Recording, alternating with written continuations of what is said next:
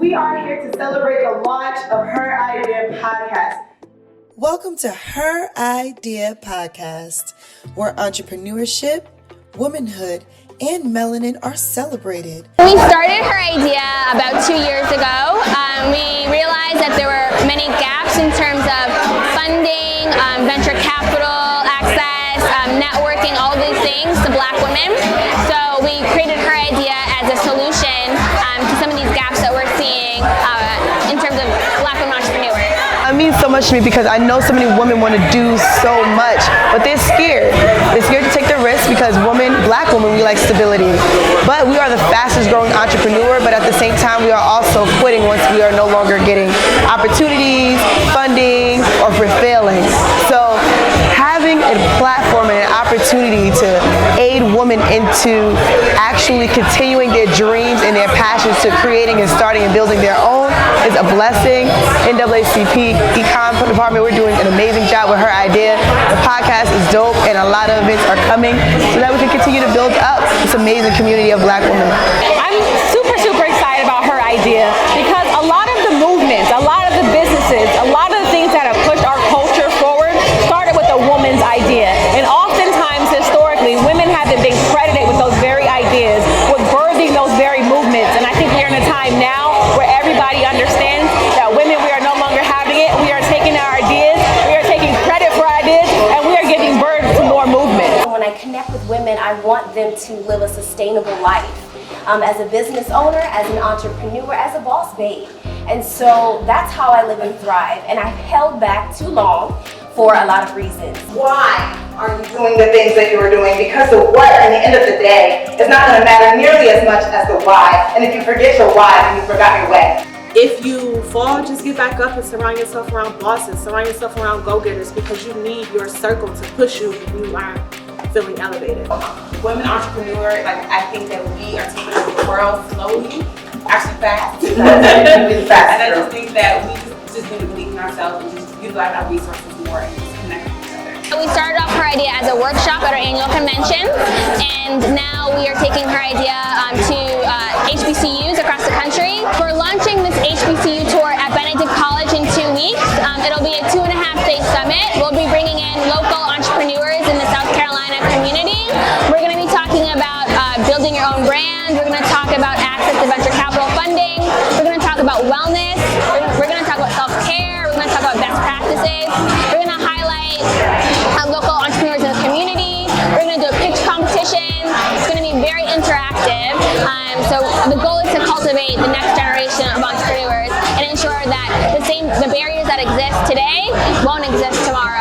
I went to school for business, so these are certain things that I already knew, but there are other people that look like me in this room that may not know the difference between an S corp or LLC or a corporation, or the process of getting these things done, how to get your tax ID, how to set up your corporate bank accounts, how to trademark. All these different things are the reason why Black women get intimidated, because maybe they didn't go to school, maybe they went to school to be a hairstylist, and in the trade school, I'm not sure if they teach you these things, but we don't have access to these opportunities. We didn't get this information. We don't have the resources. We don't have the venture capital, like we were saying in the beginning. That's the purpose of HERIdea. The purpose is so that you don't get in a room and feel intimidated because you don't know those things. You will understand that there are a lot of women out there just like you who do not know these things. I've owned multiple businesses on top of being an actress and a poet, because I understand in this day and age that you have to do more than just one thing. You have to have multiple streams of income, and the only way that you can control your life,